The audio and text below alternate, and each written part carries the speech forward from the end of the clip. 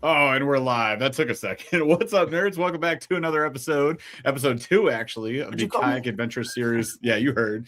It's the KAS AAA show, as it's going to become known. The Kayak Adventure series, aggressively average combo show. We're doing this every other week. And the show's all about just getting you to the point where you can, 1, catch more fish, 2, catch bigger fish, and 3, potentially participate in either your first tournament or maybe one of your first 10, right? But if you want to get better at tournament fishing, this is the show for you. We're going to bring on awesome guests every single week.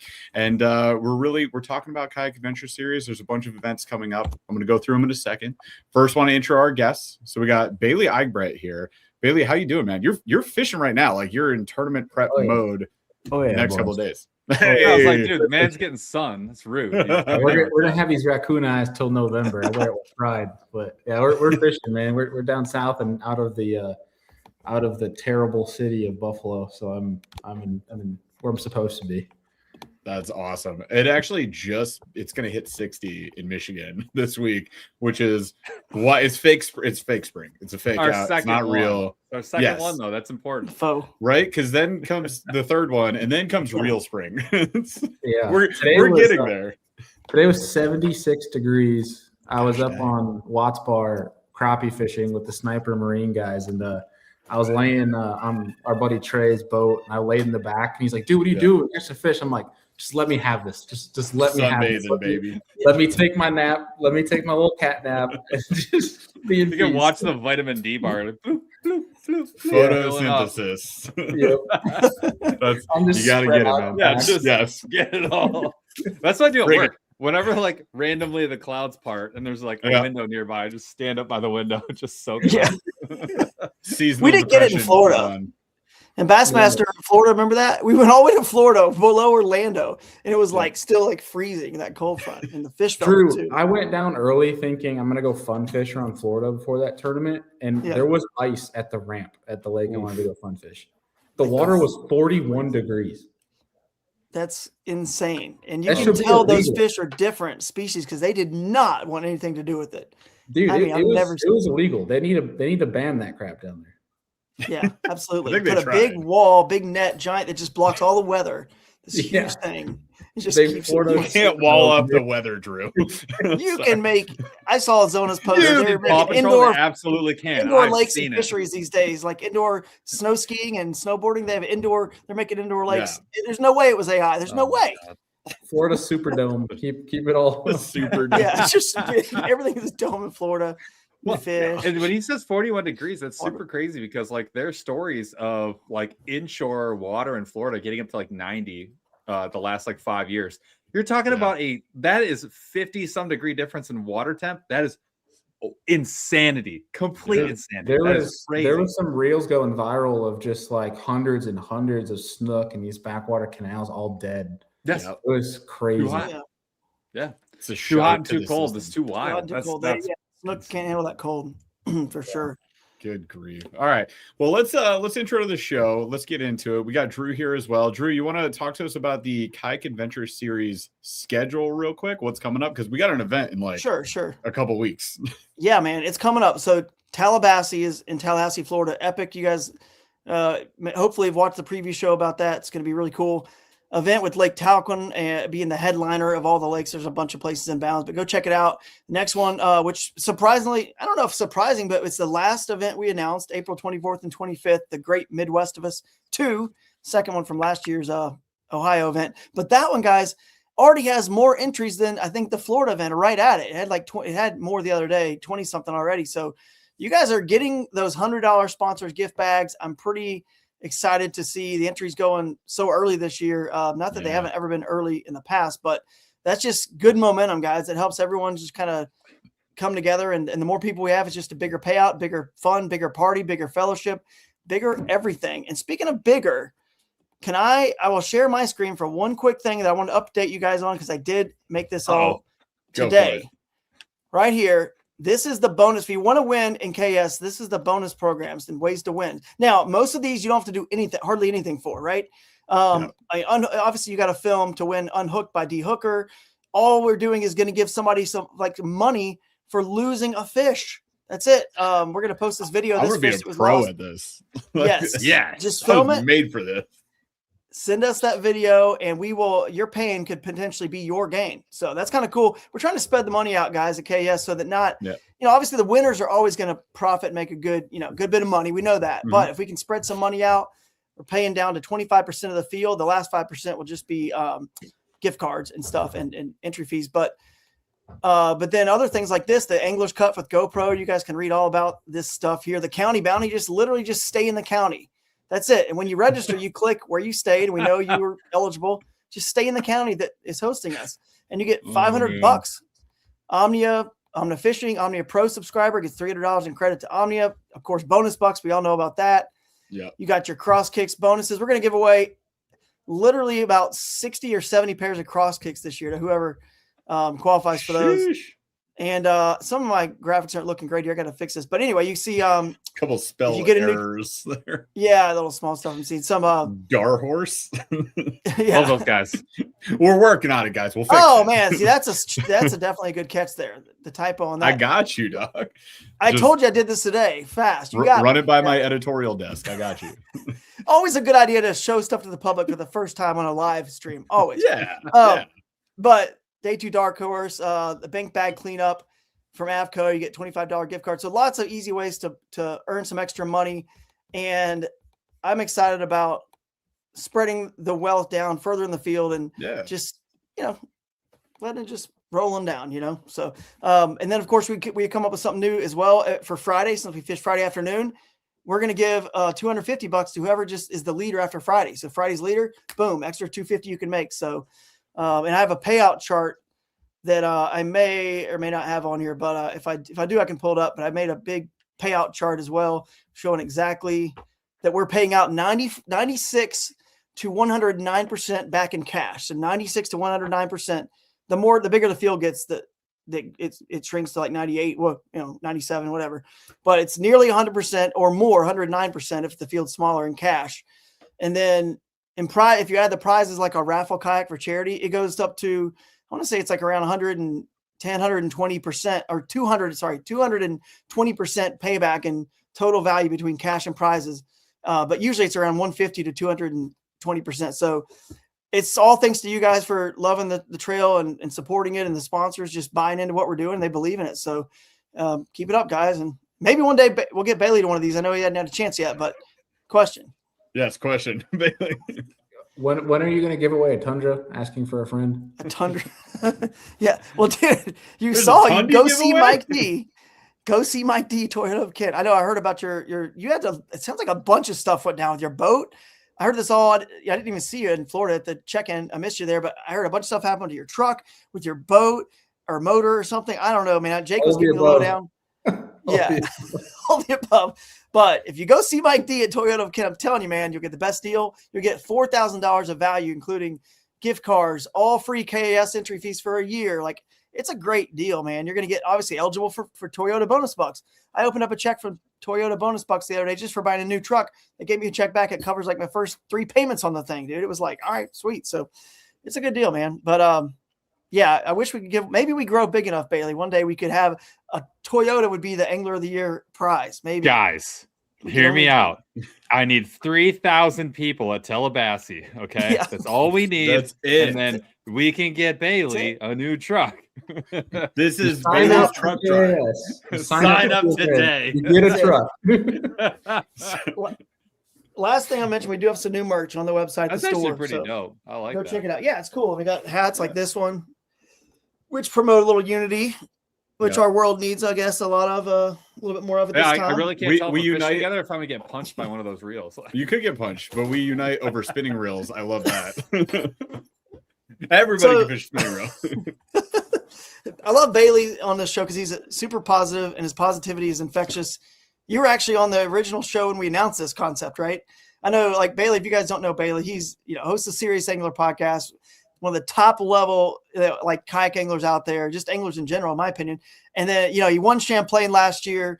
He's shaking his head, but it's true, man. I can be your PR guy. I can be your spokesman. Drew's it's unbelievable. You guys don't check out, if you don't know the Serious Angler Podcast Network, go hit subscribe now. And yeah, but what you really need, Bailey, is because you were unlucky at that last tournament. This is what you really need. Oh, The lucky a tournament buzz day. bait.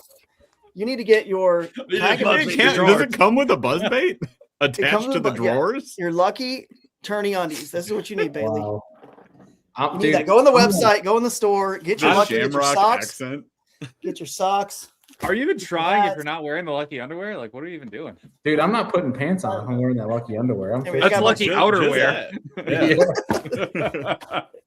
Yeah. These aren't lucky, Steve. These are just regular. What? Drew, we You should give have talked Drew about 10 this before minutes. the show. 10 minutes, a little bit of freedom, and this is what you end There up was with. no prep for Kids this. are in bed. Yeah. My kids are in bed. I don't know about anybody else's kids, but my kids are in bed. These kids are not in bed. Choose your own adventure wisely. Okay. It's true. Brother. The Anyway. warning to There's- warn someone.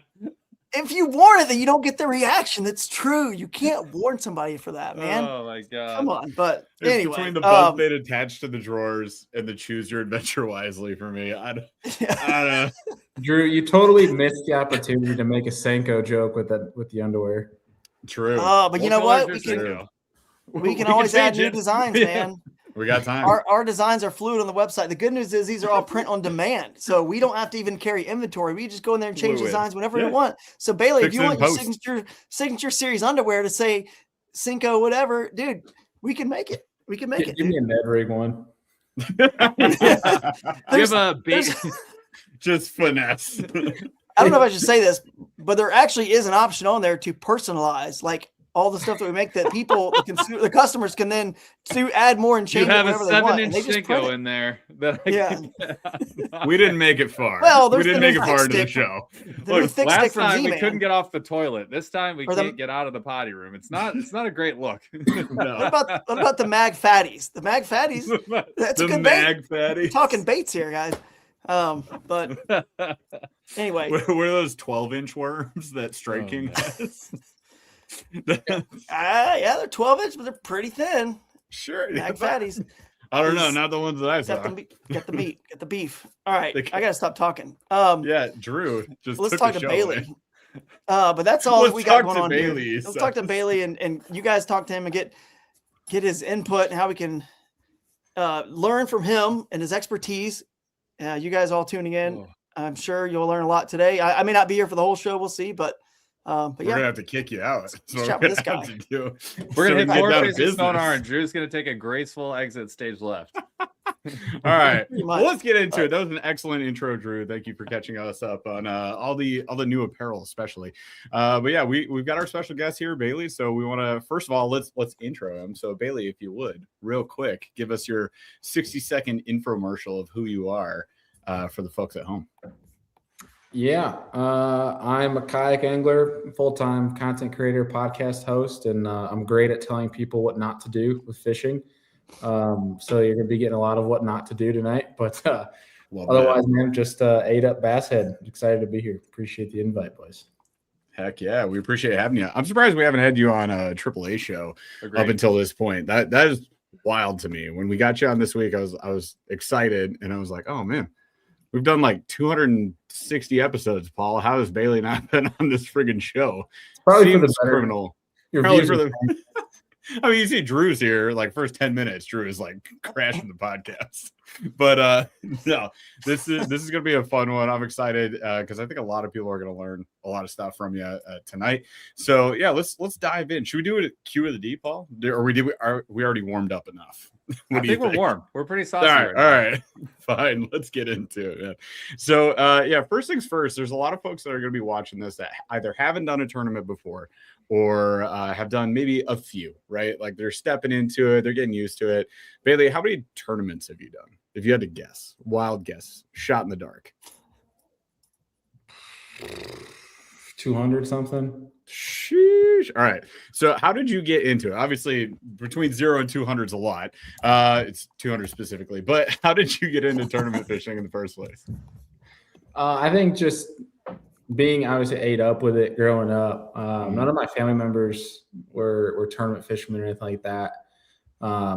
I think just growing up and just seeing Bassmaster up on the weekends and seeing the reruns, when you dive into when you become a Bass nerd and you want to learn more and more and more, and you start looking at all the archives and the history, obviously you're going to run into old Bassmaster reruns, FLWs.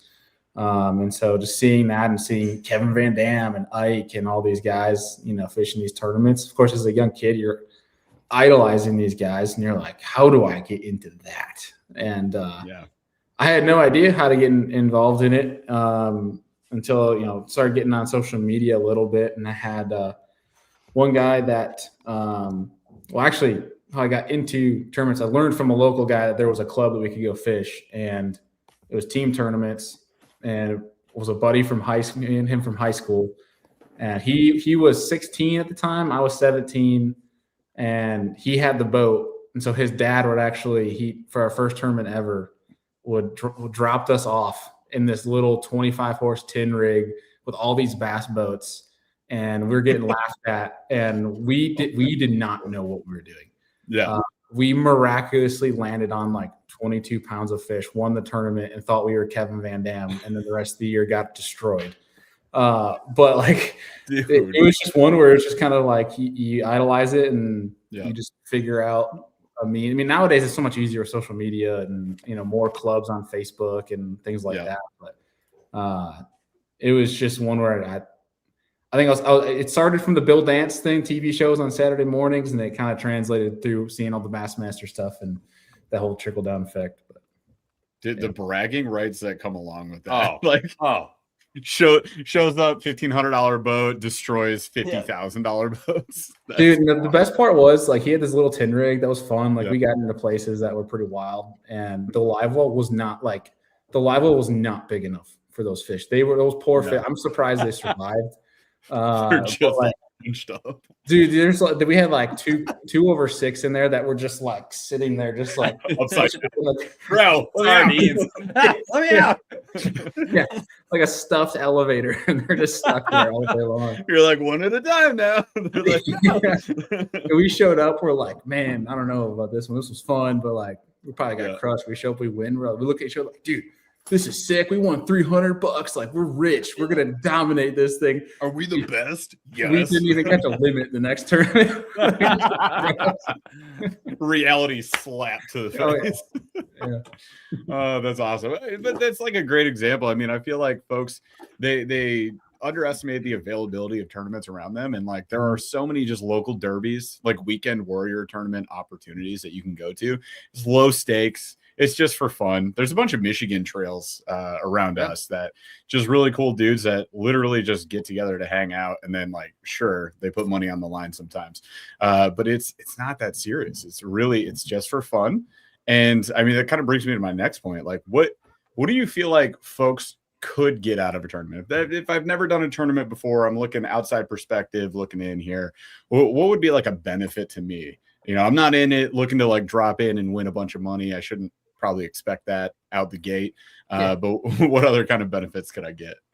Yeah, I think more so on the kayak side, the biggest thing that I have taken more from the kayak side than any other things, because I've done the co-angler stuff, I've done the team tournament stuff, is simply the camaraderie that you get out of it. I mean, people talk about that, and they genuinely mean it. That like my local trail, I mean, don't get me wrong, I love competition, but I more fish it just to hang out with that crew, just because it's such a good group of guys and girls that fish it. And I would say, I mean, that has turned into like literally me fishing my local circuit has created best friends that literally stood in my wedding. So it's like, it's stuff that, if you're looking for fishing buddies, that's a great way to get involved. But I'd also say too, finding that network within the tournament realm can also help you learn as an angler, especially if you have a good group of people in your circle that from fishing tournaments and you guys talk. That's a way you can bounce ideas off each other and learn from each other. Not that you can't do that outside of tournaments,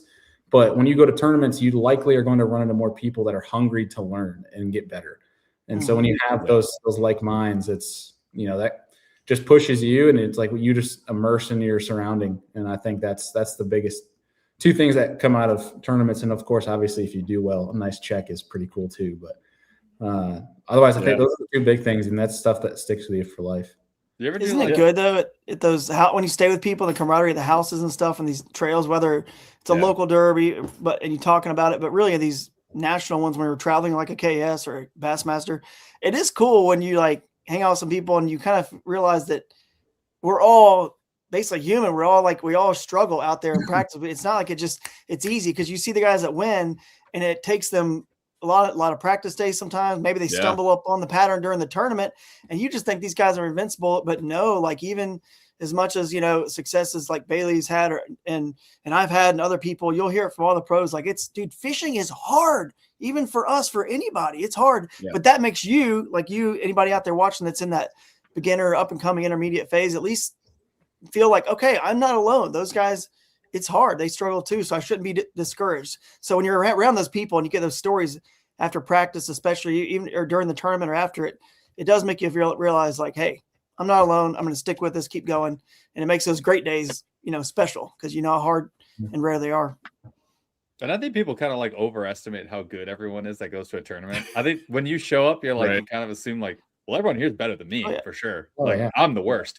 And then, then you go through and you're like, well, I caught a limit, caught 7 fish today. And you're like, wow, 18th, I'm middle of the pack. Like, how'd I get here? And it kind of is surprising. Like, and it's not to say that like the people that go aren't good, like the people that go are very good. But when I think, like I said, just people just kind of overestimate like how good the field's going to be and maybe underestimate your own abilities when you get in there. And when you're mixing it up and you got most of a full day, if you could put 5 fish together, like, you should be in the mix. Like you're somewhere. You're not nowhere. You're not going to be way at the bottom. And I think it's very gratifying. Like when you go through a good day, maybe you catch 15 fish and you're like, man, I called like 10, 12 times today. Like that was a freaking good day. Like I had a decent day. And you actually end up seeing that a lot more. And I think I've encouraged a lot of people to go try it. I always remind of like a bowling league.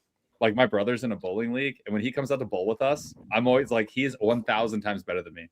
1,000 times. It's like that is actually how much better he is. He doesn't have to try. And I'm like, he doesn't even bowl that much. I'm like, dude, he is way, way better than me. And I think fishing's the same way. It's like the more you fish, the better you'll get. And like even if you're just making yourself go more often by being in a league, dude, there's no way you're not going to get better.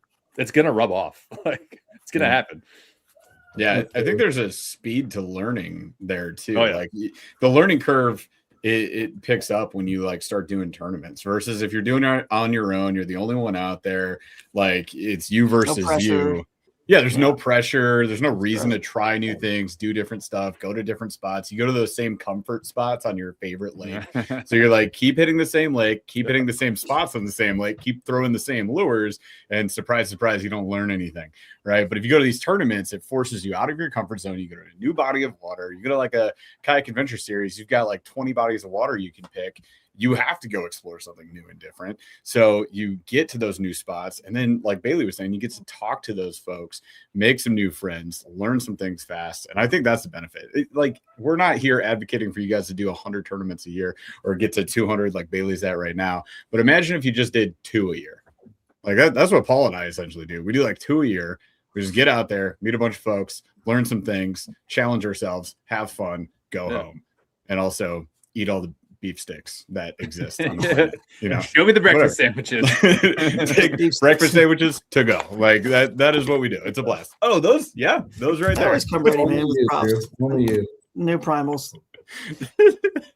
They're sponsored, dude. This is the KS show. They are a sponsor. New Primal is a great brand of meat stick. Go check them out. I'm gonna make a monster dent in their donation pile of meat sticks when I how do we get like a Dr. Yeah, you get one in your gift bag. You guys will get one. Well, I'm working on that, man. One day, we'll see. The Dr. Pepper. As soon as 3,000 people sign up for Tallahassee to pay for Bailey's truck, we will then get Dr. Pepper's. Need I say more? First things first, we need a Tundi for our boy Bailey. So let's get that going immediately. All right, 3,000 people sign up Tallahassee, we win. That's all we got to do. That's it. Easy. If everybody puts in $1 right now, like we can make this happen. Potentially, which by the way, before we go into anything else, I do want to hear what happened to the truck. And I mean, if anybody missed it, I feel like that's a story that needs part to of the lore at this point.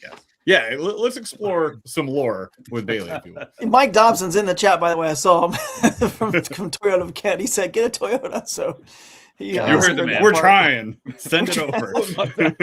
I'd forgotten about the truck, but now my PTSD is back. So yeah, I guess we'll talk about it. Thanks for that. I didn't bring it up first. Drew brought it up first. Right? Yeah. I'm just exploring the lore, as it were. Look at the adventures you guys can have traveling to these tournaments. It's great. Your trucks break down. We're really promoting the sport, traveling to these national events. We do 200 tournaments. You drive a lot, right? Yeah, like that truck has been through some stuff. Yeah, that truck had 83,000 miles on it in 2.5 years. That was pretty good. I've been there. It sucks. Yeah. Yeah. Basically, long story short, not to draw it out too much, I before I left for the that Florida tournament, I went to go get all brand new tires on my truck after I literally the week before just replaced all brakes, everything, like got the truck ready for the long season. I always do the big refresh in the winter just to make sure everything's good. And go to start my truck to go get all brand new tires 3 days before I leave, and a check engine light comes on and it wasn't flashing. So I'm like, all right, I'll get it scanned. Hopefully it's something small. Go get it scanned. They said, yeah, it's just your shutters. They're stuck open, like the shutters that open on your grill of your truck so that air can get in to allow the motor to cool. But they're stuck open. And they're like, it's better than being stuck closed. So they're like, yeah, you're fine. And I'm like, I told them, I'm like in their face, like, I'm driving to Florida and back. Am I good? And they're like, yeah, you're fine. I was like, okay.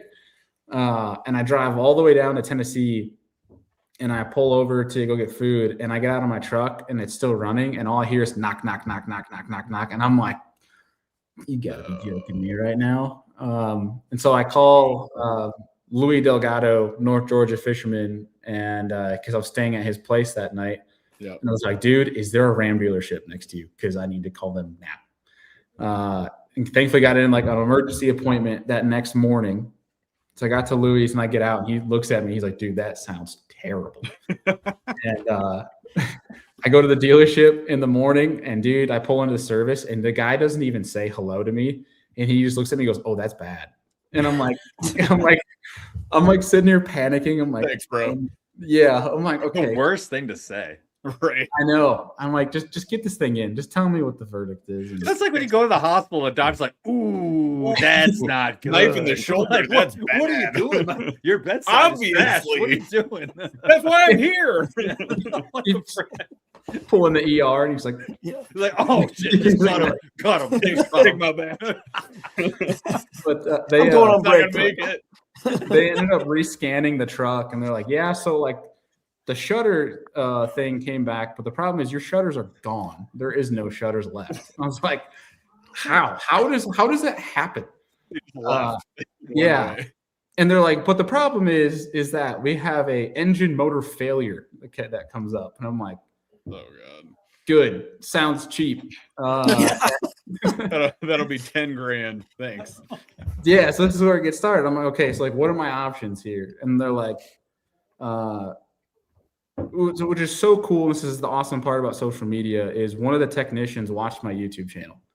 And so they decided to help me out a little bit. And they broke open a little bit into the motor to try to like test and see what the actual problem was without charging me, which is super nice because that wouldn't have been cheap.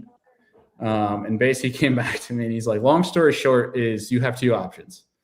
And that is one, you might have to get a rental truck if you're trying to get to Florida. He goes, two, if you want us to fix this, you're going to need to leave this truck in Georgia for 2 months and it might be 15 to 30 grand. What the? That's the cost of my truck. I have a What Ram kind of too. option Mine was is that? How is that an option? I'm sitting there, I'm like, that. Okay. I'm looking at him like, did 15? I'm like computing the number. I'm like, what? Like that's how in the world? More than what the truck is worth right now. Yep. And I ended up making some calls and stuff. I'm just sitting there like, I don't know what the hell to do. I'm stranded here. I was talking to Louis. I'm like, dude, I'm not taking a damn rental truck to Florida. Right. And they're like, well, you could keep driving it, but they're like, it's a ticking time bomb. And I'm like, yeah, I'm not getting stuck in backwards Florida. This place is the metaphors. What are we doing? Yeah. And so do what you want. Yeah. Thankfully, I only had like 10 grand left to pay off on the truck. Yeah. And I'm just sitting there like, I was talking to my wife and she was full support. She's like, just do what you feel like you need to do. And she's like, yeah. I'll walk over. I'm like, all right, what else you got in the lot? Because I'm not taking this damn piece of crap home. And ended up buying a brand new Ram. And in hindsight, they all high-fived in the back room. They said, "Sucker, he believed us." We told him he was gonna die. It's probably that freaking reel you see of these diesel mechanic guys messing with each other. One guy's under the motor with a hammer going like, knock, knock, knock. Dude, that's awful. Yeah, but what? It sucks. I would have loved to have shopped around a little bit, but like every brand new truck has so many problems. Like I'm seeing just cautions. I mean, Ford, I'll never go Ford. My buddy went through 2 transmissions within 30,000 miles on a 2024 F-150. Chevy's having a bunch of problems. Toyota has a motor recall already on the brand new Tundras.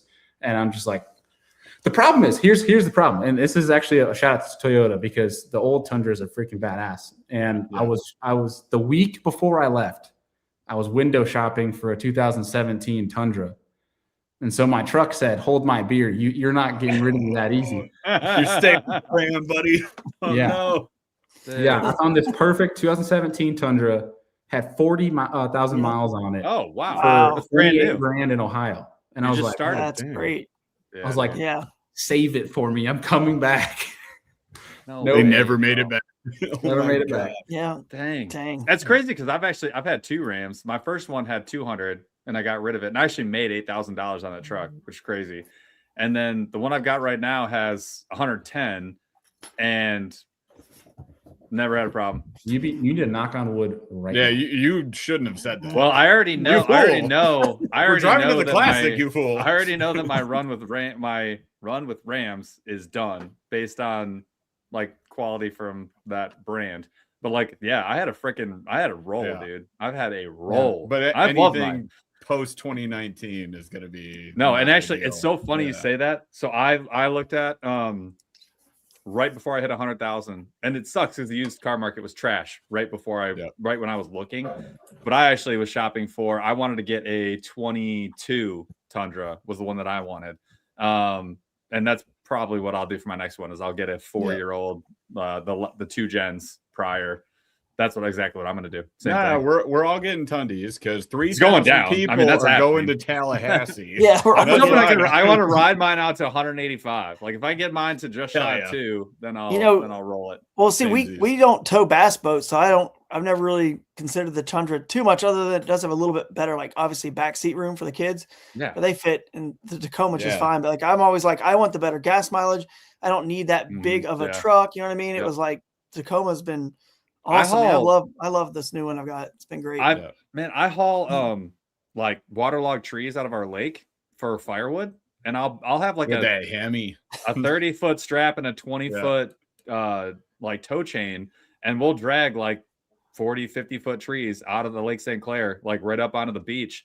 Saw them up, fill my truck up to the very tippy top, and then make runs and then saw it up, and that's what we use for firewood. So like I do that year round, dude. It's nice having the full size being just the weight alone. It's worth it. I need the sounds like you're taking structure out of the lake to me, but dude, that stuff all is rolling up, bro. And plus, there's Jeff. It rolls ashore.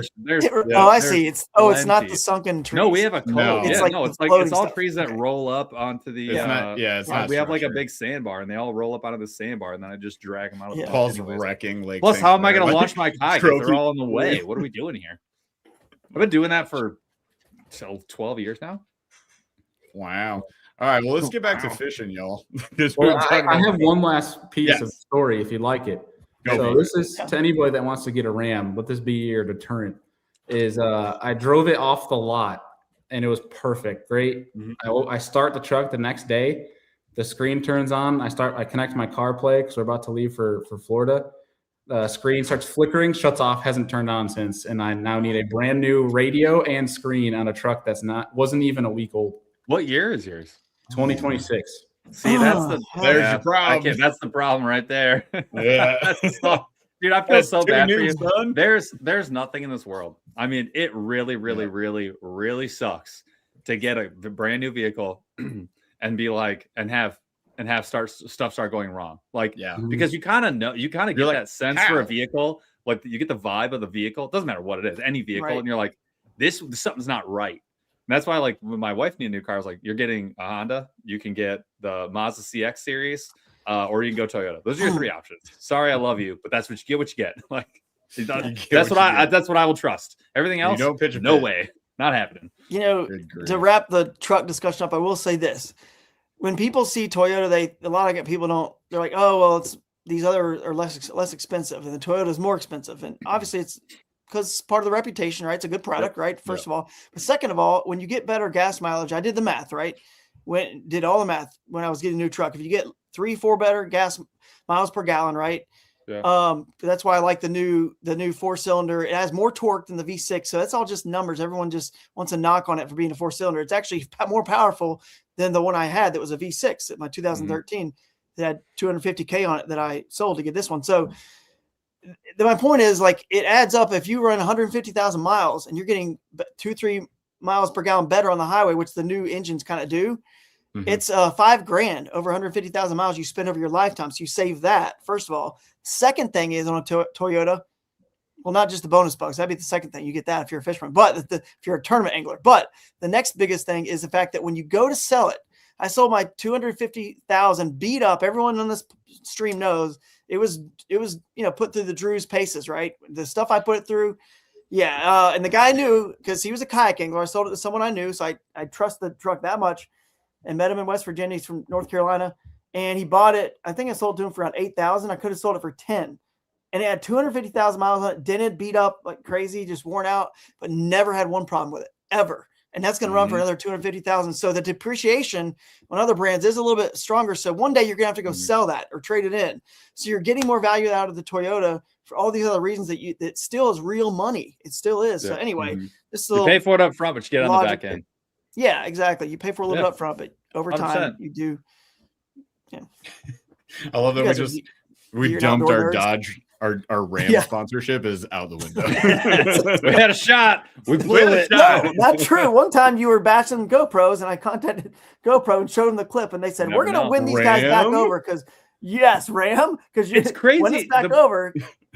It's crazy. The Ram proving grounds are literally 10 minutes from my house. I can literally go drive down there and be like, "You forgot to test the screens, and what the hell's a shutter? Why don't I have one?" They can send us 4 of those right now. Just, you tell me I don't need it. Why don't you just take it out? What are we doing here? Maybe we'll change our minds. All right. That's enough about truck stuff. Let's get into fishing stuff. So let's switch rigs. We'll go from the truck to the kayak. So Bailey, for everybody here, we're talking about kayak tournaments today. What's the kayak that you're running? What's the daily driver, as it were? I have a Hobie Pro Angler 14. Is it the 180 drive or 360 drive? 360. Is it the XR or regular? It is the XR, unfortunately. Unfortunately. Ooh. I think either way is kind of unfortunately, but what's your issues with the XR? So at the rig itself, I love it. The 2025 models, there's just an issue with, you can't run a motor with your pedal drive in because then it leaks through the steering tube, and it is obnoxious. Otherwise it's great. But naturally, why wouldn't it leak through the steering tube? Of course. It's like, I have an idea. The new the perk is just filled with water. It's fun. I love it. Yeah. Gosh. All right. What sort of bells and whistles you running on that? What kind of graphs? Forward facing sonar, what's your go-to? Drew just freezes. Takes a nap. So I have a motor on the back. I got a Newport MK180. I have one Explore 10, a Humminbird Explore 10, and then I have a sniper pole on the side with Mega Live 2, and then Amped Outdoors lithiums in it, and that's it. I dumbed it down compared to years past rigs. I love it. Yeah, no disco ball, no lights all over the place. I got lights. There is a little bit of a disco in the morning, but nothing crazy. It's all just red lights, and it's kind of like Star Wars looking. It's pretty cool. Let's nice. Go. You're Sith. You're a Sith Lord. I love it.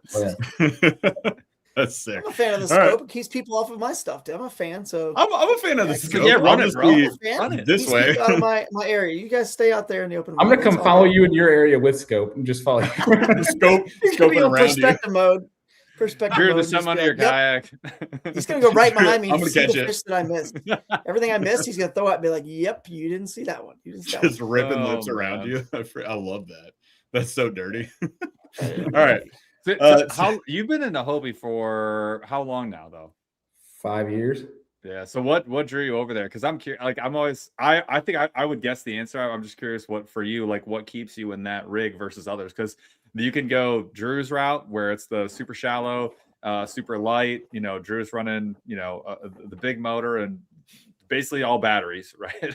and then tackle. But like you went the other route. Like tell us why? Because I think it's important. I mean, from the kayak standpoint, what got me in it to begin with was just I don't think there's anything on the market that compares to it from a usability, and it's that 360 drive. That's the only thing that keeps me there. Is you can't beat the 360 drive. It's for fishing shallow, especially fishing around heavier, like you're around cypress trees, or you're like literally this week on Gunnersville, I was with Alex Rudd and. He didn't have all he had is the motor. He had I think it's the RVR or PWR. I can't remember. Yep. But he only had a motor, and we're in like less than a foot of water in grass, and I'm just fluttering through it just fine. And he's burning them to the motor trying to get through, and it's like it just excels in fishing shallow water. And then on the flip side, for my techie people, it dominates when it comes to scoping too. It's just way easier to stay on fish and be more accurate, especially when you have wind come into play. Yeah. Now, Drew's a cheat code in shallow water with the paddle. That's the Excalibur. That's totally different. But like for the common folk, just from wanting to be efficient up shallow, you can't beat that 360 drive. No. Do you use that drive, Bailey, with a motor? Do you use the motor and the drive together in conjunction to hold you on the spot when you're scoping?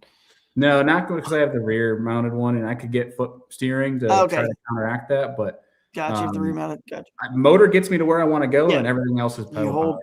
Hold with the that's cool. Yeah, I mean, we've always said that, Paul. It's like you can't beat the 360 drive asterisk when it works. When it runs.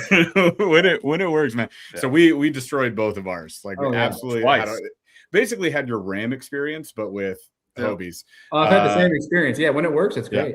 Well, I've had where you're going like you're just shaking it and you're just watching all the pins just drop out like rain all over my front lawn. I'm like, radical. Yeah, those bearings, and it's impossible to put them back in. But that's exactly what we said. Like when it's working, and it does. I mean, we got years of heavy, just brutal use out of it. Yeah, but it does have shelf life. That one for sure. But when it's working, it's elite. There really is nothing else like it. And dude, when you're in the river and you want to retrieve a lure.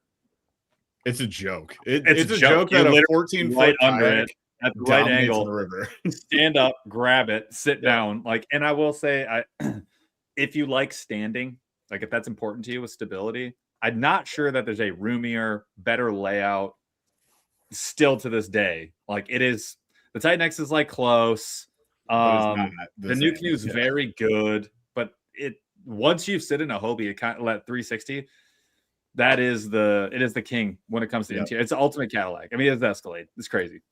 Yeah, I still think if it wasn't for some of the durability issues on some of the 360 drives, because I've had one drive right now that I've had for over 3 years and been perfectly fine. I don't even grease it at all. Like I don't take care of it I'm supposed to. It doesn't knock or anything. It doesn't knock or anything. No, it's perfectly fine. But I've gone through a couple drives prior to that. But dude, I think honestly, if you were able to put 360 into an Outback and it was durable, that'd be the greatest kayak ever made. Oh yeah, we've always wanted the Outback. Yeah, dude, it's a great kayak. Like 100%. That is a kayak I definitely want. It needs a higher seat though too. The Outback needs it needs a lift on the seat. If you put a lift on the seat and you had the 360, that's the most flexible by far. Dude, I saw the greatest thing I've ever seen on an Outback. This guy, I can't remember his name. He fished locally. But he put like when you see like an old person walk with the walker, he put a seat on a old person's walker and rigged it to his kayak on his Outback, and he sat on that. What a legend! Yeah, it was incredible. That's sick. Ridiculous. That's scoping. It's just up on his scope perch. I've got a polling platform that's the exact same thing. It's basically a walker. I have it, and I used it back in the Jackson Kayak SUP. I still have it up in my garage. If you want one, Bailey, for your rig, I could sell it to you, man, real cheap. But anyway, it's sitting up there. Does it have It's the tennis literally- balls on the bottom too? For Yeah, right. Oh, it's got it. It's got it. They all come with that. It's Duh. like 30. It's like 28, 30 inches tall, and it's got the white standing platform. I've been waiting to figure out somewhere to put it and use it, but just There you never go. have. Since We got the then, but I legend still Scott don't know. Butcher in the house. I do. Speaking of, yeah, there Drew, he did is. you call us throw the swap? He said we'll be awesome to see what Hobie does with new ownership. Yeah. I don't know if it's gonna be awesome. I'm interested to see what happens. It's a big change, and I guess whenever big money gets involved, I get a little nervous. So we'll see what happens. Well- I'm always hopeful for good things. Truly, I am, because while like we got Scott in the house, I've loved every Crescent I've ever had. I've never been upset with one. Get a walker for dirt cheap at the yard sale, True. or At an estate sale. oh, no. Okay. Yeah, I've loved it. A lot of tons of different kayaks that I've been in, Yeah. and I've never been mad at a Hobie either. And like I want to see, there's no kayak brand I want to see not be successful. It's good for all of us when they're all doing well. Yeah. And like we all lose when we lose that Hobie ingenuity. Like there is still nothing like a 360 drive. We all lose when that's not out there. When people aren't doing the links and all that other stuff, we need to see that, dude. And it's Steel with Pride, right? 3 years down the line, we all want that. We all want to see that ingenuity. So, yeah, man, I hope for the best. Hey, maybe when it's the Ascend line, maybe Ascends I'll be making recommendations because I've never been able to do it, and I'd love to be like, the you Hobie too Ascend. should go get an Ascend someday. I don't know. I've never once said that ever, but maybe I'll change my mind. You never know.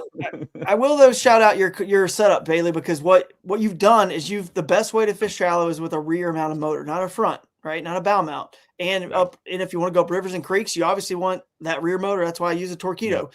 But the problem is you don't have a spot lock. But what you've done is you're pretty much telling everyone, I've got the best thing for shallow when I need to go shallow, and then I use that 360 drive and use obviously the drive to keep you stationary for scoping. So you're still able to do that, which is why most people have the bow mounts. They really, are focusing on the scope with the bow mounts electronics or in main lake stuff. So you really do have a really unique setup. It's kind of why I switched. I even saw what Guillermo did with that. The only downside to the Torqeedos and Newports really is you just can't really stand very well and fish because you're always having to sit down and move them with your feet. But when I saw that New Canoe, shout out New Canoe, they had a hand steering lever, and Guillermo, I'd seen him using it with his PVC pipe that he puts over it so he can stand.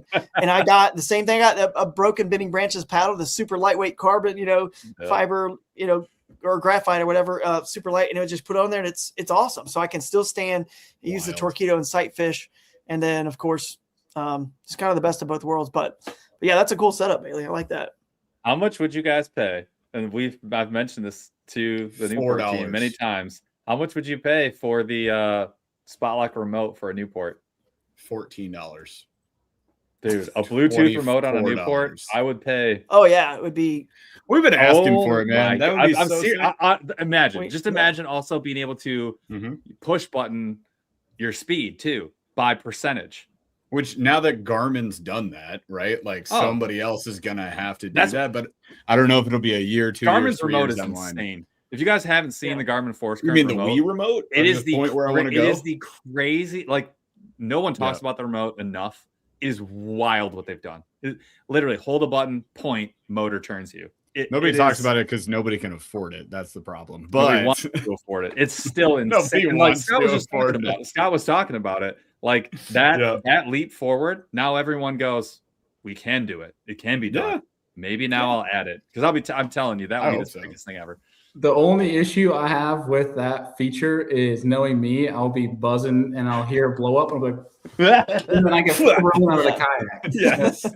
Hey, especially with the magic wand remote, you're just like eating yourself into the lake. It's a rite of passage. I do it a couple times annually, so it is what it is.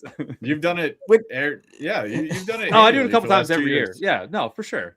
If you're not pushing the limits, what are you even doing? Yeah, I'm lucky I've never been thrown out. But I will say this is a good time to bring up, since this is a KAS AAA show. I've fallen out of the kayak before whitewater, but I don't know how I've never been thrown out. I've been standing on top of that platform I was just telling you guys out. My motor goes. I've never even been thrown out 16 feet above the kayak when I was standing on a ladder. But hey, you fall out normally. Whatever, dude. But I have fallen out many times whitewater kayaking. But I'll say this. That is the cool thing, speaking of motors and how expensive it is about the KS format, is that you can put in kind of wherever you want that's public. You could use a paddle, 3 rods, and a tackle box, float down some creek, and it kind of balances out how good scope and the electronics are with those guys. And it's a nice little battle between, let's see what can happen between those two styles. And it still lets people fish the events if they don't have the means, to buy all the great stuff we're talking about here. The Hobie, it's not cheap. You know what I mean? The motor, the batteries it takes to run these motors. So at least KS, we have a little format going that helps get people into the sport. If you want to keep pushing on further into the Bassmaster stuff that Bailey and I do, awesome. Go for it. That's kind of what this KS trail is for, to get people kind of started in this thing without spending too much on entry fees or their gear and setup. And I think that's a good point. It's really cost prohibitive for a lot of people. I think a lot of people are deterred from tournaments. And I hear it all the time in comments, and Bailey, I'm sure you hear it when you go to tournaments even, because they'll look at those sick rigs that are 15 to 20K, and they're like, oh, you got to have one of those if you want a shot at winning. And that's not necessarily true. It definitely helps. It definitely helps. But you can still go to a tournament. You can still learn a lot. You can still make some friends. You can still catch a ton of fish. And who knows? Maybe it's like you drop in your tin rig with 25 horsepower motor and you beat the crap out of some bass boats. It could happen. I got looked by a lot of guys paddling. Okay, it happens all the time. Somebody in a sun dolphin rolls by you and they catch a bigger fish than you. It could happen, man. It could happen. That was one of the biggest reasons why I dialed down my setup, was because I was looking at where we're going in this sport. And it's like, one, I feel like as a content creator, in the kayak fishing space, I'm not doing any justice to the future of our sport by running a 13-inch graph up front, a 10-inch graph on this side, going insane on all the different bells and whistles. And it's like, is it cool? Is it great when you have it? Yes. But what is that telling the person that's trying to get into the sport? Exactly what you just hit on. It's not setting the great example. I know Christine's doing that as well. So trying to help turn the tide on, I'll shout out right now, FluxJet.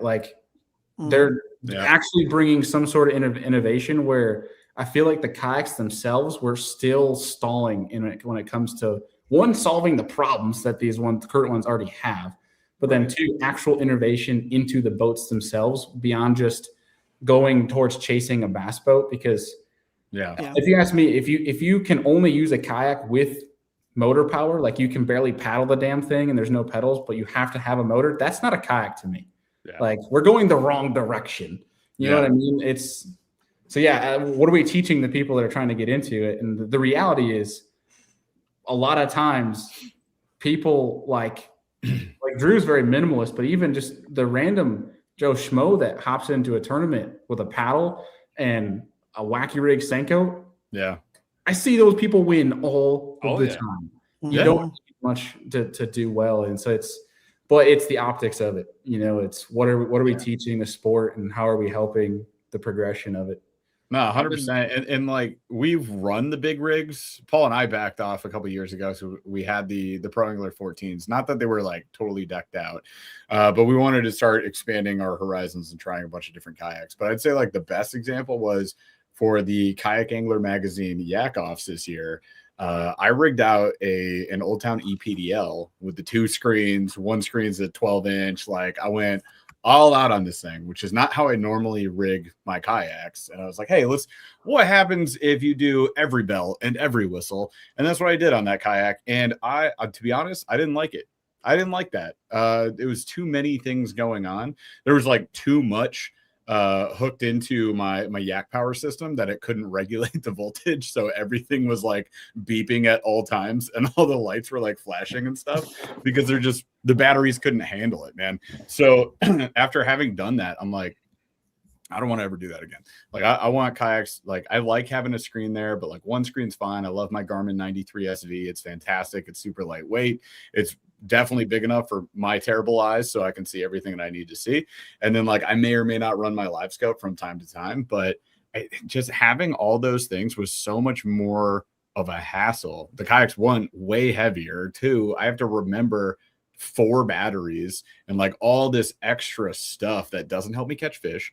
And then setting up and getting to go off the ramp, it takes longer. So it got frustrating. I'm with you, man. I like your simple setup, and it sounds like you probably put that together in 5-7 minutes and you're on the water and you're going. I'd like to say that I put it together, but I'm the worst person at rigging anything. So thankfully, I have people at Morgan Marine in New York that do it all for me because they're the wizards. Nice. But there's something way more fun about such a simple setup. Like Gunnersville the other day, granted, I had a motor on the kayak, but I had a black pack with one tackle box in it with swim jigs and chatterbaits in it, 2 rods. That was it. That is when I'm happiest, dude. Yeah. I've literally been saying that for the last 3 years. And like, look at the dude that won the Kayak Angler Mag Yak off this year. I mean, that guy's rig was literally a throw and go. Such a dweeb. Throw and go. Yeah, it was just the Crescent Smalley. That's a question right here from Throw and Go. Force current. For you, Bailey, they're asking why. You had 2 questions. Why don't you compete in a throw and go or river runner? And then Scott Butcher's asking, how often do you fish without a screen? So you can take those kind of together or whatever. Yeah. Honestly, when it comes to the screen stuff, majority of my fun fishing is leaving the graph at home. Late summer, I'll do it just because that's, the time in the north when a lot of fish are very nomadic, and that's when, live sonar shines. But in the spring and in the late fall, like there's a lot of times I'm leaving the graph and the electronics at home because you don't need it. They're all shallow and it's just more fun that way anyway. But when it comes to the throw and go, we don't have, like in New York, we just don't really have too many of the rivers and creeks to really get into. Like in the creeks we do have, they're so shallow where you can't really you might as well just wait it, which I do. It's and when it comes to that, like my style, and Drew knows this, like my style of where I'm confident a throw and go and type of deal is not going to be advantageous for me. Whereas like the PAs fits my style. Like I'm an offshore guy. Yeah. Like that is exactly. I've been that way before I had live sonar. I've always been an offshore guy. And that's where the PA shines. I'll say this for Bailey too. The one thing, and to this guy's question, is Bailey's smart. I'll say that's why he doesn't fish in a throw and go or a river runner, because he knows the majority of people don't know how to find fish offshore. So the best way, and he's fishing tournaments here, guys, tournaments that have big, purses and pretty decent entry fees. So you want to use what you think, the strategy you think is going to be able to win. And he knows that most people can't find that stuff. And the majority of people in tournaments and not still do just beat the banks. That's just, every, weekend angler. Comfort. So there's more pressure on those areas. So if you're trying to win a tournament, I think he's just being smart. And that you kind of answered Scott's question too. How often you fish without a screen? Well, when they're up shallow in the spring. So tell us about Chickamauga and Nickajack. What's your strategy there, buddy? No, just kidding. Well, we can talk later, but it's going to be a fun tournament, man. It'll be interesting. Yeah, we don't want to. I'll tell you, go down a rabbit hole. Practice starts tomorrow. My first strategy is to not go to Nickajack and Chickamauga and go fun fish a river with Rudd. Yeah, there's my strategy. Great idea. I love that for you. You'll be all right. I don't get there till maybe Sunday, so we'll see. We'll figure it out.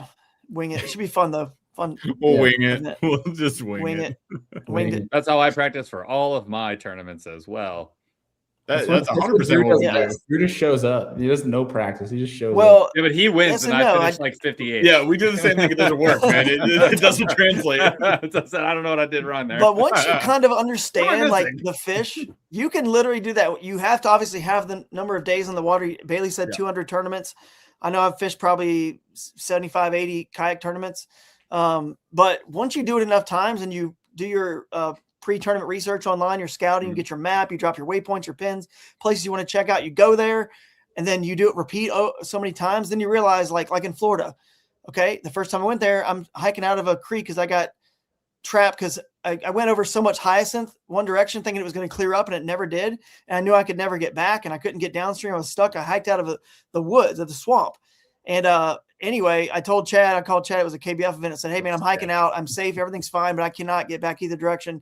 But now that I've done that and I go back to the satellite imagery, I know what hyacinth looks like on the satellite imagery now, because it looked like lily pads or some sort of, you don't know what vegetation. So my point is, you've fished enough, and now that you've done that, I'm not saying you don't want to practice. Trust me, I want to have practice, but I got 3 dogs, 2 kids, and a wife, and all of our stuff going on. And you got to feed the dogs. I would love to, absolutely, but I don't have time to, and I've put in enough time previously so I understand what I'm seeing, what I'm looking at, and I've done it repeat, where I have a pretty good idea what's going to go down, and I can figure it out even on tournament day, which happens even if you're there for 3-4 days of practice. Things change so much. You still have to just fish the moment on tournament day. So that's kind of the good news. Once you do it enough, you don't have to have as much maybe practice time on the water as you used to. But. Yeah, that's a good segue into what I call the get good segment. So how does one get good at kayak fishing / kayak fishing tournaments? That's kind of the big thing. So let's really break it down. Like, yeah, let's do that. Yeah, let's do this in like 10-20 minutes. Yeah, how do you get good? Just real quick. There's more to it, Drew. I was getting there before I was rudely interrupted by Paul. So let's just start out. Like we talked kind of like setups. Hey, you get out of the kayak. Somebody asked earlier, they were like, hey, what's a good price range on a kayak? If I can find this comment, it was like, oh yeah, 7K, I saw that. 10K, 12K. Like what should I be investing? So if you start with the vessel, right?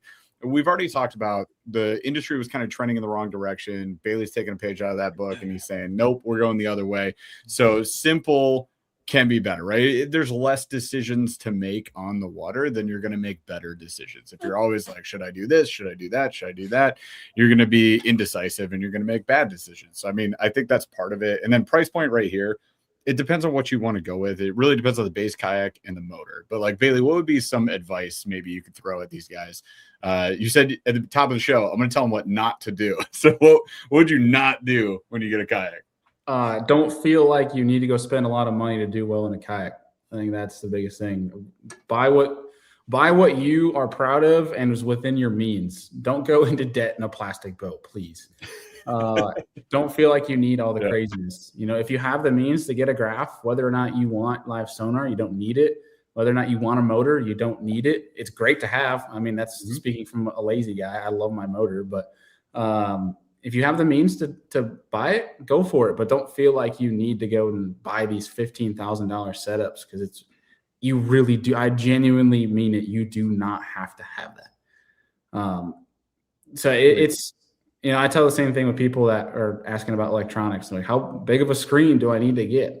Whatever's within your means. A 10 is a great size in a kayak. 10 is a banging setup. Yeah. That's what I run. It is a luxury. And a 10-foot kayak gets a lot of square footage. Yeah, dude. The 93 SV is like, it is probably the highest value, knowing that you're getting Garmin durability. It's probably the highest value. 10 inches, like, holy yeah, dude. You can go bigger, but like the 10 is amazing. Or you get a 4-inch screen, and like I had plenty of fun with the Striker 4. I think it's great. That's what I was running it say. on my Unlimited. You can't do more per dollar than a Striker 4. You just can't. Well, and the other thing too is like, you don't need to go drop $10K in 1 year on a setup. Like, if your goal is to have something like that, a lot of people, myself included, got to that point accruing it over multiple years. Where it's maybe this year you want to upgrade your motor. Maybe this year you want to upgrade lithium battery. The next year you want to upgrade a graph. And so don't feel like you need to rush all into it at once. You know, it can be as you go. Wait for the sales because they're going to happen. Memorial Day. Don't count out used equipment too. Like, some of my first graphs were great, and they were just hand-me-downs from a guy that was local that was selling his boat, you know, getting divorced. And so I got dirt cheap graphs. So it was like kind of worked out. Was he selling it or his ex? I don't know. I know I got it cheap, and that's all that matters. Exactly. The ex got it. You want to know the answer to.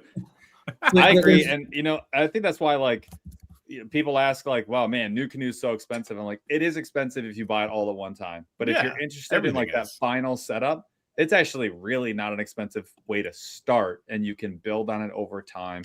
And I would tell people too, like, people forget about Crescent, but like in a Crescent, you get an unbelievable paddle kayak that you can add a motor to. And as long as you're a decent paddler, you can be really happy for like $5,000 less than a lot of people. And they use the best plastic. It's the most durable plastic that you're going to get in a kayak. Like, that's guaranteed. Very durable. Yeah. And there's people are talking about the, like, I see like cooperating with Grace on here. He said, you know, should I get an RS-117 or a light tackle too? Dude, flip a coin. But like the RS-117 is a unbelievable value at $1,000. It is wild what you're getting. Like, it's wild. I just made a video on this. The only thing you're missing is like a legit front hatch, which honestly I don't even use anymore except to stash a battery. So like, I actually kind of prefer these days the little mesh top. That is a crazy value. And I've had the LT2 and I've rigged it out. And you know what I stopped doing? Taking all the stuff. I paddled that thing because it flies. That thing hustles on a paddle. And it's a great kayak. It's super good. Like you can't miss with either of those. I was a little offended to this comment though, man. I mean, come on, he's watched my videos, he's watched your videos, and then not a Shoaly, not a Shoaly, Smalley, RS 117 light tackle. It's like, what are we doing, man? Hey, well, the RS 117. Well, those are both good choices for sure. It's $800 cheaper than a Shoaly. As much as I love the Shoaly, it's $800 cheaper off the bat. So like, that's right. It's not that I tell everybody if you want a paddle kayak, it's Shoaly RVR. Pick your favorite color. Like they're phenomenal. And the LT2. If you want a longer kayak, there's not a better deal for a longer kayak. Like it is the best deal to get the most length. $1,200, $1,100. Yeah. So I'm going to show something because this goes along here. I'm going to show a video. This right here, guys, is just a paddle, and this is in a tournament. I won Lake Dardanelle. I went up a creek. This right here, a little fish gets off, and a big fish destroys it. Right? Oh my Lord! And that was the big bass, and I won over tiebreaker over Eric Siddiqui. So, and I horse her out. But my point is, can you guys still hear me talking while this video is going? Yeah.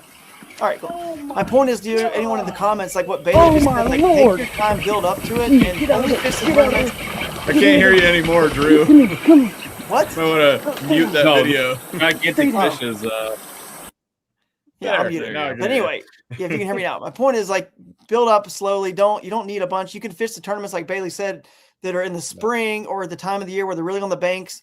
So maybe later in the year, you don't fish as many or whatever. There's still shallow fish, of course, but you can kind of build yourself up to save some money to get those electronics and a bigger, better boat or whatever. You can still catch fish and win tournaments just with this, especially certain times of year, like we talked about earlier. So, and there's nothing wrong with fishing a catch event or one where you're going to get to fish the river because that's legal water, right?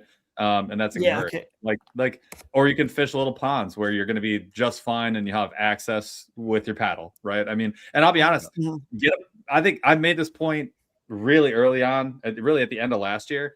I think like to the Bailey's point, what we've been talking about, I think pedal kayaks are actually going to be on a come up. I think, yes, pedal drives are expensive. They're anywhere from $800 to $1,100, depending on what kind, but like total package, you don't need a single thing.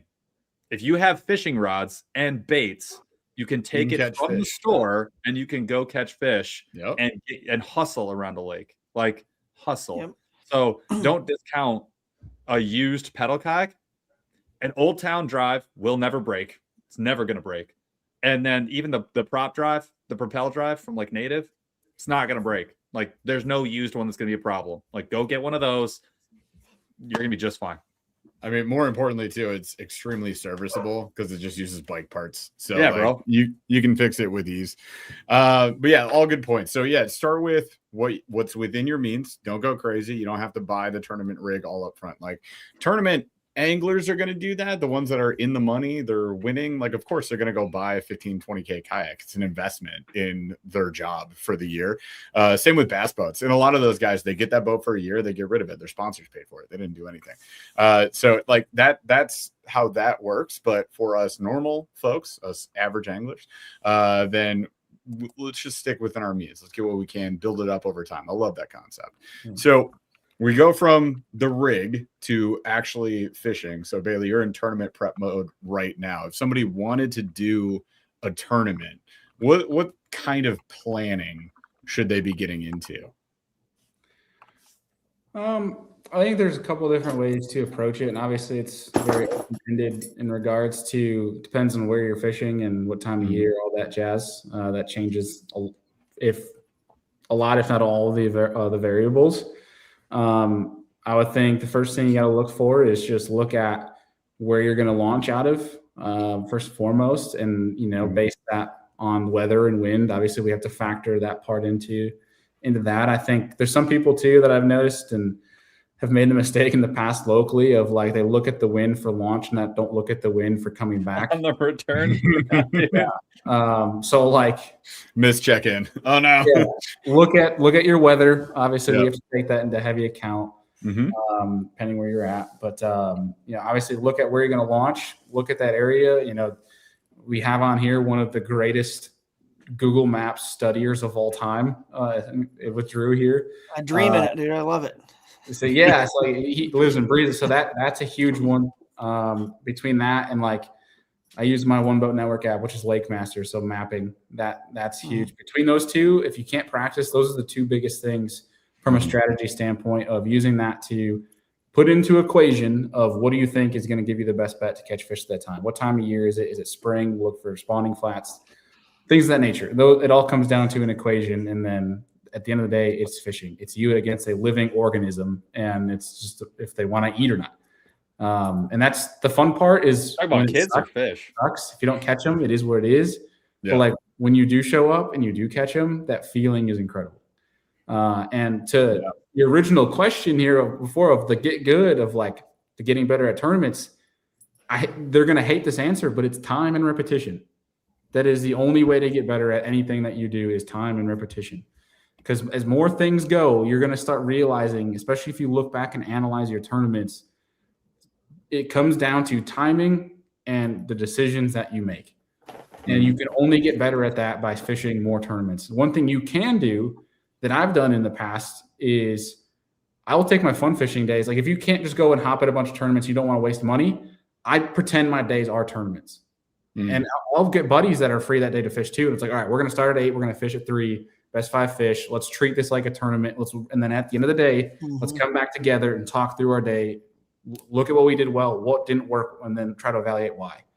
And when you can do that kind of stuff, that's when you start leaps and bounds, because you made a mistake. Then the next tournament you fish, you're leading into something, you're not getting bites, light bulb clicks. You're like, oh, I remember this decision I did wrong. Let's try something different. And when it works, you feel like Superman when it does work. But it's a simple answer though. It's just fish as many.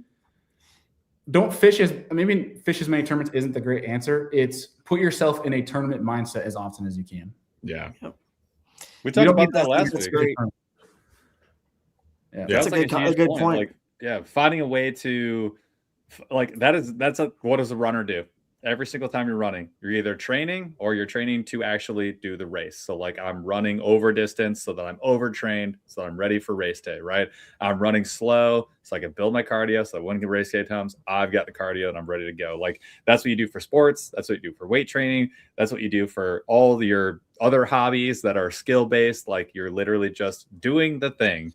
And we talked a lot about trying to not make it all new. And that's what you're doing when you're going on tournament day. Like, I'm not going to eat something new. I'm not going to bring anything different because like I've done this. I'm going to wear my lucky underwear from KAS. That I might do. Everything else, probably the same. Or maybe I'm wearing my lucky underwear every time I go fishing. Wearing it right now. Lucky podcast underwear.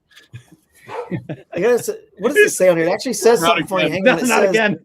No. It says right here. It says that right there, that little text on it. It says never wash after 90 plus inches. And on the other side, it says something about what does it say there? Under 80 wash inches. Or throw away. Wash or throw away if you're under 80. You're the only tournament trail I know of that promotes dirty underwear. Yep, that's right. So you think it'd be more commonplace. I'm saying if you're winning, you got to keep it rolling. You don't watch it 90 inches. But to the point what Bailey said and what you guys are saying, another thing too is you just look at see what tournaments, what's won in each lake. You know what I mean? Like what the length is, the limit, or the weight. You can kind of convert those to length. Know what a good weight or length is for that lake. So when you go out, you can kind of see, or if there's a tournament that day, an actual tournament on that body water, you can go see their results based, with yours. So it's pretty important to do that. I'll share one quick cool story example about the repetition thing that Bailey said. So I was fishing Greg DePalma, Bassmaster Elite Pro. He fished a few events that one season, remember, or several events on the Bassmaster Kayak Series. And we both launched from the same ramp in La Crosse. And I was beating him to a spot because I had like some speed, right, with my motor. And he had less because he was like an Old Town, whatever, the one that comes with the motor. And I had the Torpedo. So I stopped at like this, like my really prime spot, like my juice, like where I really wanted to fish. I was like, all right, it's just a little bit of ways ahead. I'm going to stop here. I'm going to fish my way up to it after lines and fish my way right up to it. Well, he comes all the way up, and I was like, man, I keep looking back. He's getting closer and closer. I'm like, oh, he's coming, dude. He found the exact same thing I did. And he comes up to me and he says, we talk, and I was like, hey, man, it was where you going? What you doing? And he was like, yeah, I'm just gonna cruise like right up here. He goes, dude, do what you gotta do. Do what you gotta do. I'm just going like right here.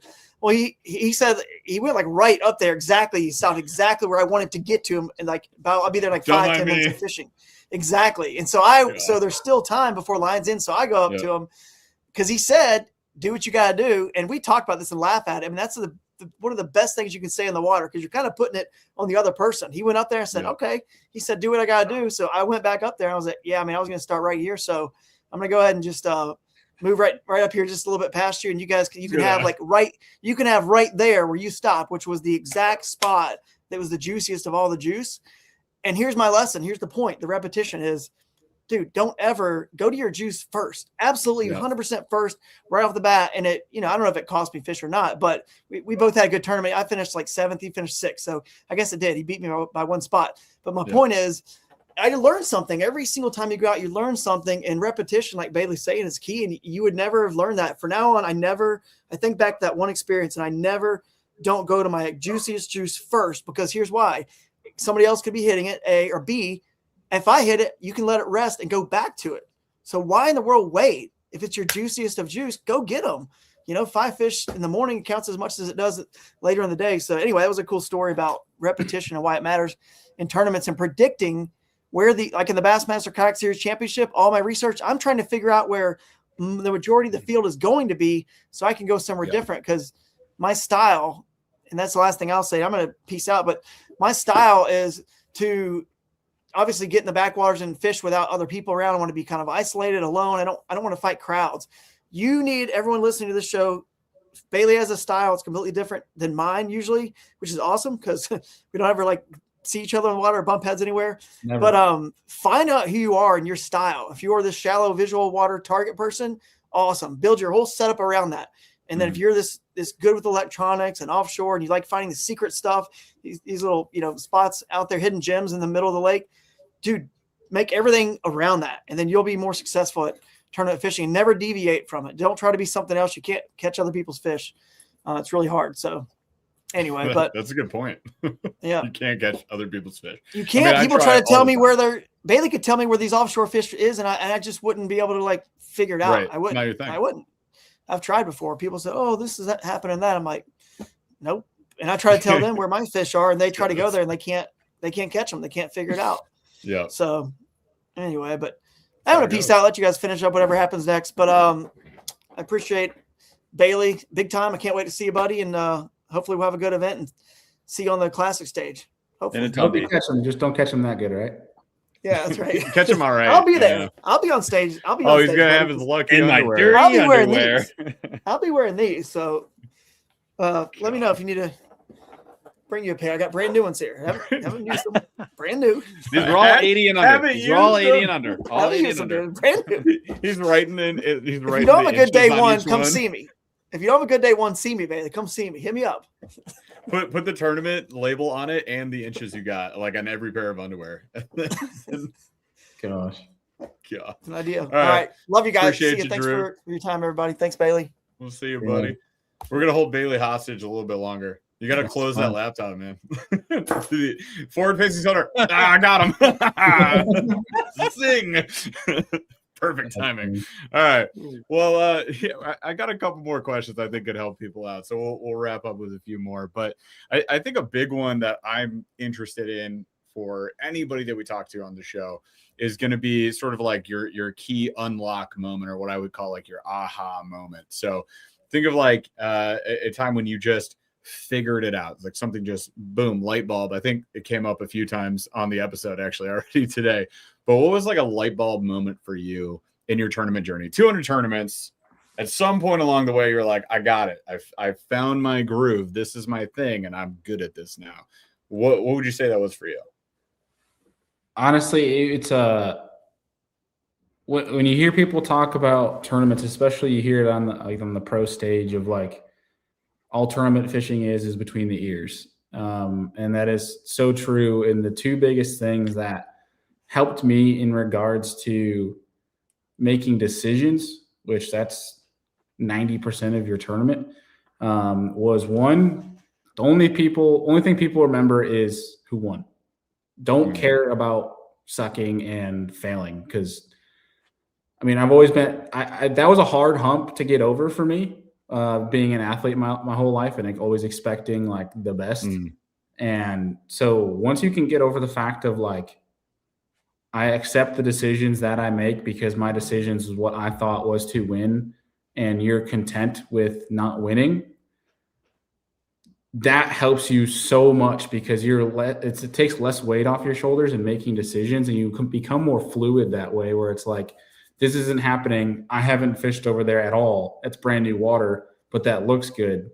And it helps you make that decision and go. And I can't tell you how many times fishing brand new water I've never touched has crushed for me in a tournament. So don't be afraid to fail. It's honestly, it's necessary in tournament fishing. If you want to get better, you're going to suck. And just literally the cliche saying, embrace the suck. Like, that's when you learn the best. That's when you adapt the most.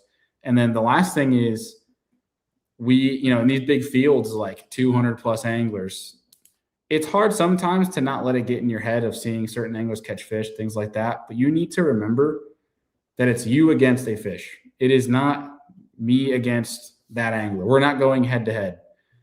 Unless she's fishing a spot that I want to fish, at the end of the day, it's you're not competing against the anglers. And once you change that mindset, it's just you fishing and you against the fish. You start to focus on what really matters, not what Joe Schmo 300 yards away is doing. Because when you start worrying about that, you distract yourself and you're not fishing efficiently. So when you can focus on that, one, you'll be less stress-free. You'll stop worrying about what other people are doing. And it just kind of helps you build more confidence in that side of things. But there was I'll give you a story, I guess, for a moment in my career that something clicked for me was when the tournament I won on Lake Eufaula, the Hobie BOS on Lake Eufaula. And I'd been in a tournament before where Lake Eufaula, we got this massive thunderstorm that basically turned the entire lake into mud, like 2 inches of visibility. And that's before, what I had done was trying to go to areas that I knew were good and just try to force a bite and figure out a way to get them to eat in dirty water. But this time, instead, I went and drove the entirety of the lake just looking for somewhat clear water, because the cleaner the water, likely the more I'm going to get bit. And on the last day, I finally drove around and found this one creek arm. I was looking for creek arms that didn't have creeks draining into it and that were pointed north, because with the current flow going south, if they're pointed north, less likely to get dirty. And the last one I checked was clear. It had hyacinths and bait popping everywhere. And like my first cast was a 5.5 pounder, and I left and ended up winning the tournament on that. I'm like, heck yeah, we're good. And that comes back again to repetition, like time. You have just learning from mistakes, and that only happens from fishing more and more events. That's awesome. That's really good advice. And also, I think that folks, even if you haven't done a tournament, you've experienced this. Every time I fish with Paul, I experience this, and I know he does too. It's like you go fishing with your buddies, you just want to like outfish them. Like, why wouldn't you? Like, obviously, every time I go out with Paul, I want to leave him in my dust, and I want to catch way more fish than him and way bigger fish than him. No like, what up? I'm better than you. Like it's friendly, but it's like everybody does this. And I always find that when I get stressed out, like if he catches a few fish before I catch any fish, and I'm like, oh no, he's gonna outfish me today. Then you just make it worse, right? Like then you start overthinking every decision you make, and you're just like, man, he's throwing a jig. Should I throw a jig? Like it looks like he's throwing black and blue. Should I throw black and blue? No, you should throw what you wanted to throw in the first place. Like stick to the plan. Just don't worry about it. Even if he catches 5 fish before you catch 1, you could always catch up, man. Like he might shut down at that point. You never know. And this happens to us literally every time we go out. It's one or the other person. We always end up joking about it. But I know the message that Bailey's given you guys is great. It's also really hard to like embrace that, to say like, it's easy to say. It's much harder to do. It's so hard. Like I'm 38 years old and I have a hard time losing. Like it doesn't go away. You just have to commit. You have to be conscious of it. You have to, attempt to overcome that challenge. And it's kind of how it is, man. But time on the water will help you do that. The more often you get out there and do that. I have a 24-hour rule when it comes to bad tournaments. You can be pissed for 24 hours afterwards, suck it up, and then start analyzing it. When you can, but you said it, like embracing it is a lot easier said than done. But once you can forcing yourself to do it, it becomes easier over time. You don't become content, I guess, with losing. Like you're not, shucks, we lost today. There goes $200 entry fee. Like, it's like you don't become that way. It's you're still pissed about it, but like, it just becomes easier to swallow. No, 100%. It's a practice. It's an art. It's something that you have to just put some time into, some energy and effort into, and eventually you'll get better at it. Nobody's perfect at it, but it's certainly something that you have to be conscious of. Just be aware of that. And like when Paul and I have a rough day, we're out fishing, again, not in a tournament setting, just fun fishing. We'll generally like catch each other doing that. Like, hey man, you're kind of spiraling, ready for a snacky poo? Like you just pull over, eat a snack, everybody relax, the sun's out, photosynthesize, do what you got to do, feel better, get back after it. And then like we always end up perking up after that and feeling fine. So sports, that's I great. I relate it back to sports though. Like you talked about like not watching the other anglers, not watching the leaderboard when it's on your phone, and that sort of thing. And what I tell, like, because I coach my kids and coach high school rugby and all that kind of stuff. And I always tell people, like, you'll see people watching people they play with. You'll see people watching the crowd during a game, and you'll see people getting annoyed by people heckling them, and you make a mistake, and especially in basketball, because like everyone's right on top of you. Rolls. And that will spiral you. That will make you horrific. Because what are you thinking about?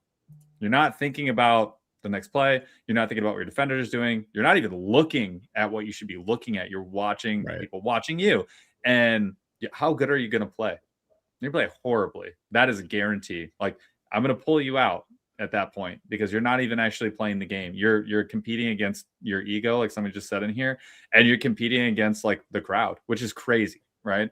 And I think that is all really easy to say. It's all good advice. You would tell yourself that before you would go into a tournament. You'd be like, hey man, just stay loose, like focus on fishing, don't worry about anybody. That's exactly what you would tell yourself. Doing it in a tournament when you're dealing with stress, you're dealing with anxiety, you want to do well, you have your goals, like to your point, it's much harder to do on the day. And that's why that's why we want to do this show, because I think a lot of people don't want to feel like they've wasted an entry fee, wasted a trip to, if you're going to Tallahassee, you don't want to waste the gas and all that kind of stuff. And one of the things we talk about is set your expectations. Your expectations should be do what you normally do what you practiced. And if you've done those things, you're going to be as successful as you're going to be. And you're going to learn from it, treating it as a learning experience. And then go have fun with the other anglers, learn a couple things. And especially for your first couple tournaments, I think that should be your goal. Like your goal should not be to like walk away with a check. Your goal should be to walk away knowing that you ran your process, that you had fun for sure, and that you met some people that you actually enjoyed being around, and like make sure that you're actually enjoying what you're doing.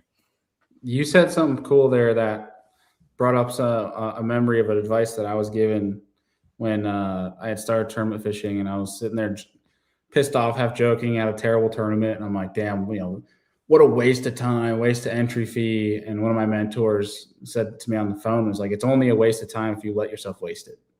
And that's a perspective thing. Like, did it suck? Was that miserable? Yes, but it's not a waste of my time if I don't waste it. And it's a data point. Yeah. There's always something to be, some information to be gleaned from that. I feel like that's true about most things, right? Like you could apply that to family time. You could apply it to travel. Paul, you remember going to Calgary and being trapped in Calgary? That could have ruined that whole trip for us. But we were like, this sucks. It is what it is. There's nothing you can do about it. Like, just get through it, go, continue on with your journey, and it'll be fine. And then we ended up having like a great story out of it, had an amazing trip out of it. Like, everything can potentially turn around. So it applies to a lot of things in life. So I think that's ultimately that's really good advice. We should probably end the show there, but we don't do that here. What we do is we do slow rolling thunder, and that is how we tap out for the show. So let's have some fun with this. This is Slow Rolling Thunder Tournament Edition as we approach the 90-minute mark here. In the first one, I think maybe depending on how well these go, Paul, I think these become like staple slow rolling questions. Yeah. I got you. But first one, Bailey, and you're the guest, so you got to go with it. But what is the most embarrassing tournament moment that you've had? So let your imagination run with this however you want. But what was like a situation that occurred to you that you would say is fairly embarrassing in a tournament setting? Sinking my Hobie in the middle of the lake. Was this the motor pumping water into the hull? Is that the situation? How did you sink it? So there's two situations because I did it twice. Oh, great. Reoccurring nightmare. Awesome. One's a little bit less worse than the other, but I used to be in PA-12s, and the PA-12s used to have issues with the hull cracking where the 360 drive met. Mm-hmm. And I did that and did not realize it was happening till I'm a mile from shore and I'm fishing an offshore rock pile. And next thing I know, I just go like this and I hear the whoosh.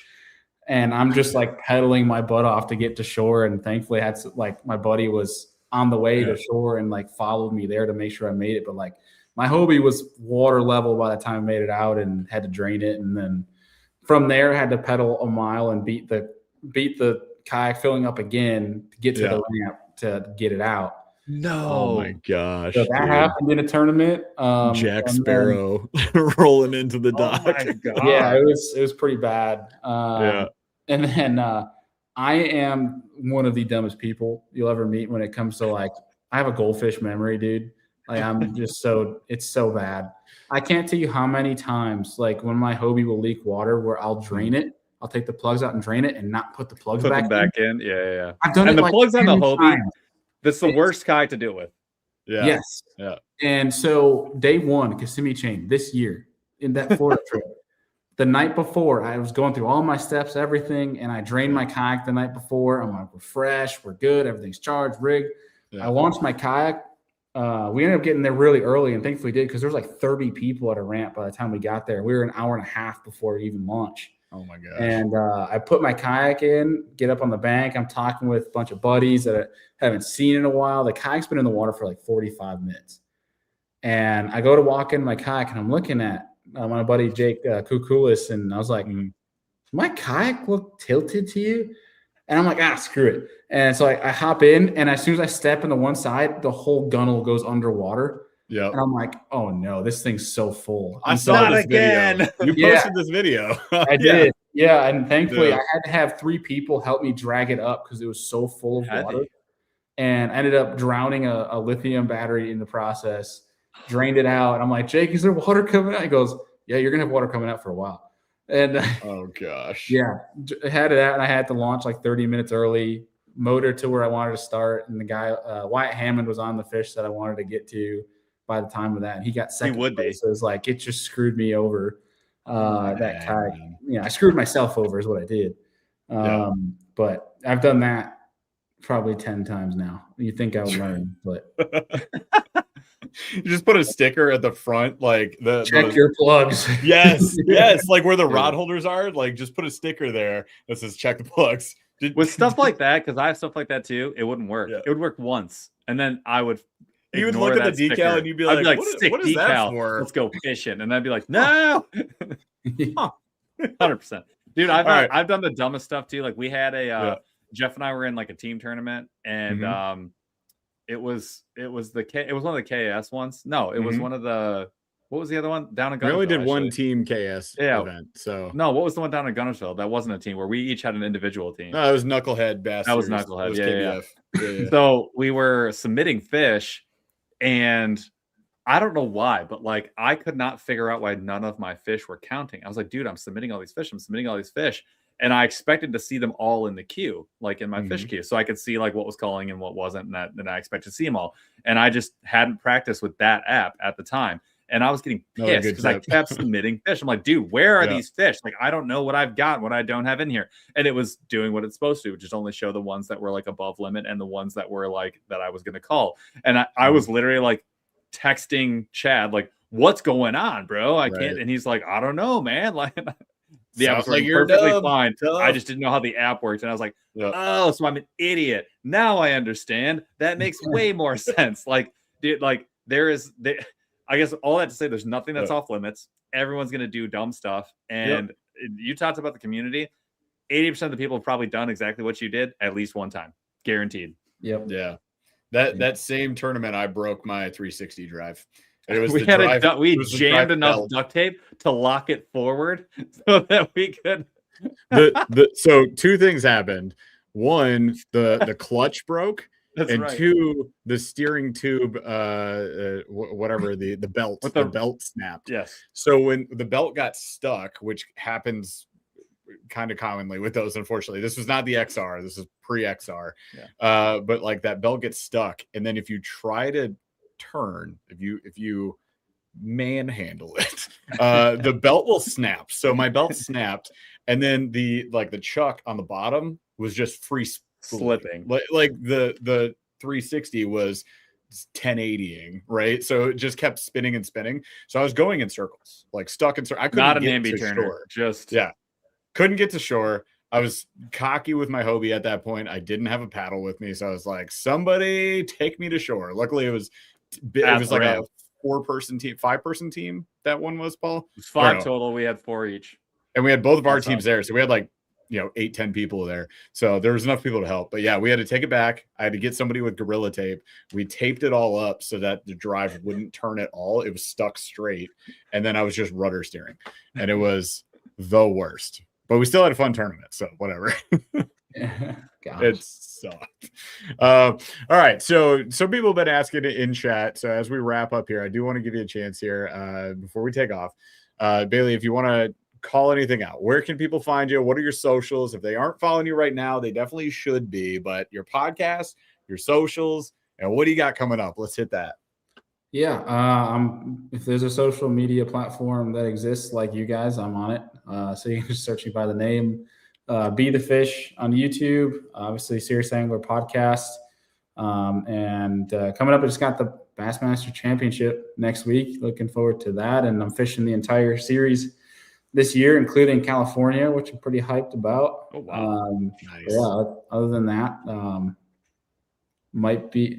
I'll save it for a later date. But I got some pretty big stuff coming up at the end of the year. Some potentially really big stuff coming up at the end of the year. So okay, let's go. Tease it with that. But all right, so people should be listening to the podcast. Seriously, there's some subtle hints that's within my social media the past few days that people could pick up on if they get between the lines. But if they're I would love to announce it right now. My wife would kill me. So I can't.